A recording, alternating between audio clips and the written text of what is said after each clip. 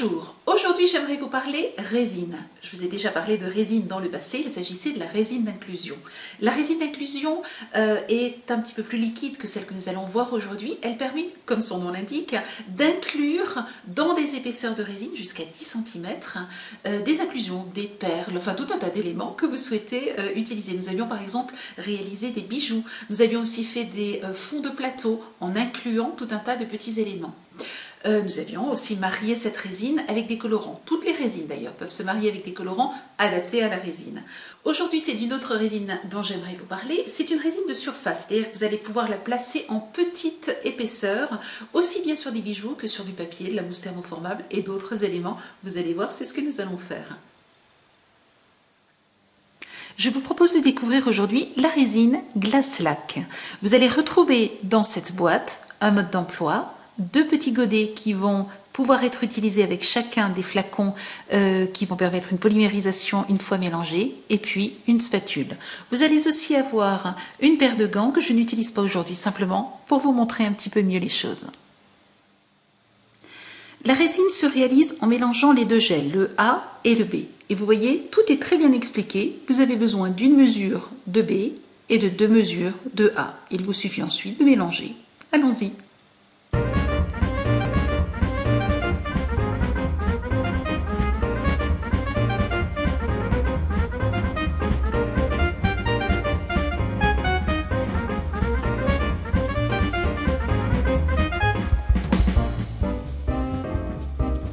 Pour éviter de rajouter des bulles dans la résine, de l'air donc, le mélange le plus efficace est le mélange en 8. Vous voyez, je fais des 8 à l'intérieur. Au départ, les deux résines ensemble forment une espèce de mélange laiteux. Vous saurez que votre résine est prête lorsque le mélange deviendra transparent. Mon mélange est maintenant bien transparent. Vous voyez bien la spatule par transparence. Il est donc prêt à être utilisé. Pour que cela soit pratique, je place tous mes éléments sur mon tapis résine pad. L'avantage, c'est qu'ils vont être bien droits et la résine ne risquera pas de couler. Donc, vous voyez qu'on peut utiliser, vous allez retrouver dans les tutoriels, du serviettage, de la polymère, ici du 3D, encore du serviettage. Et vous allez voir qu'on peut réaliser tout un tas de décorations avec ces éléments.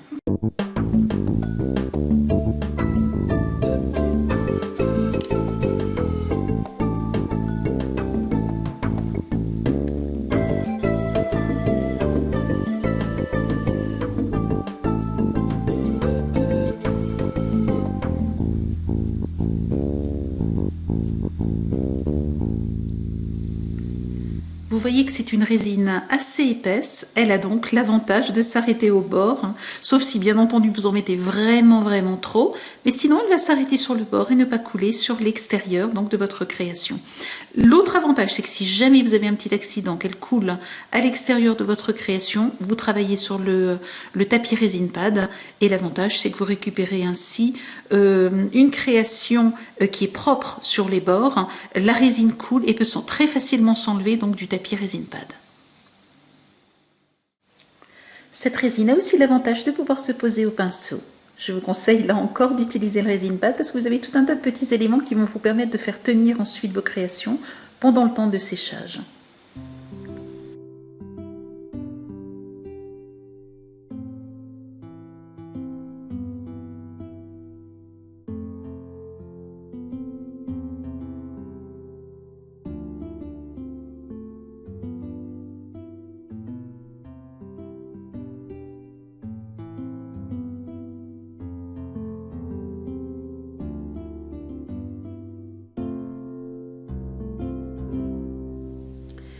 Ici, la résine a été placée sur le dessin des fleurs que vous trouverez dans la pochette de patron. Je vais maintenant décoller à mi-parcours de séchage, c'est-à-dire au bout de 12 heures environ. Je vais décoller la résine et réaliser une rose transparente. Tout comme avec le papier, je vais tout simplement enrouler ma résine, donc la forme, pour réaliser donc la rose avec les pétales. Vous voyez, pour le moment, la résine est encore souple, on peut donc la travailler. Je l'enroule ainsi tout autour sur elle-même en fait, puisque nous avions comme une spirale. Et je vais ensuite pouvoir ouvrir les pétales de cette rose qui va devenir en quelque sorte une rose de cristal, une fois qu'elle aura terminé sa polymérisation, c'est-à-dire durcie.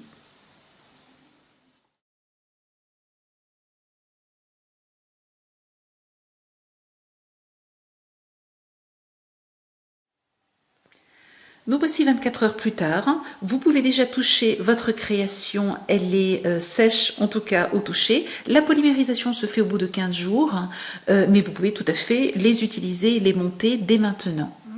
Regardez, vous voyez, vous avez vraiment un effet de résine magnifique avec cette résine qui couvre juste et qui va jusqu'au bord, qu'il s'agisse de pâte polymère, qu'il s'agisse de serviettage.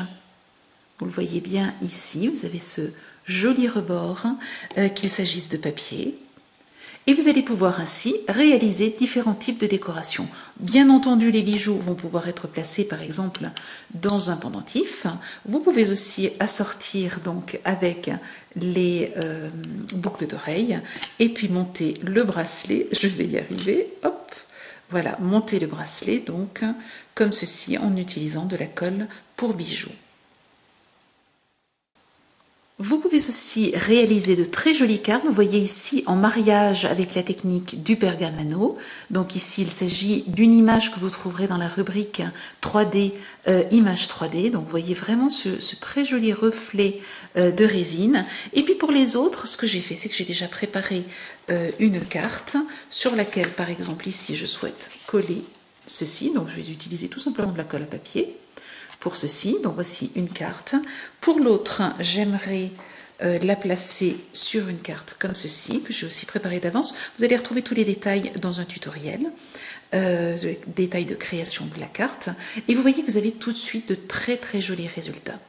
Pour les derniers, eh bien ça va être tout simple. J'ai bien envie de faire pour ceci des magnettes. Je vais donc tout simplement coller au dos des magnettes que vous allez aussi trouver, des aimants que vous allez aussi trouver dans la boutique. Il suffit donc d'en coller 2 ou 3 au dos selon la taille du support que vous avez, de la décoration que vous avez, et vous allez avoir de très très jolies magnettes pour décorer votre frigo ou d'autres éléments de la maison.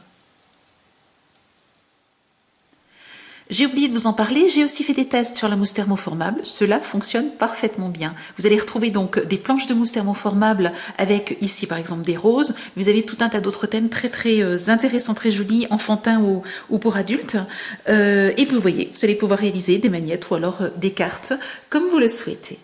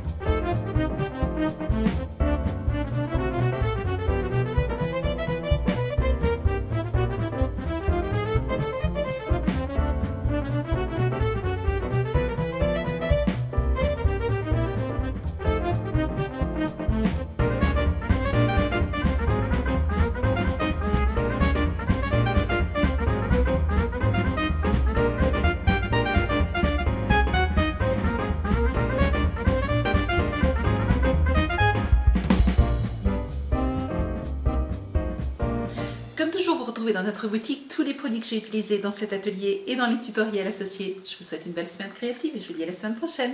Au revoir.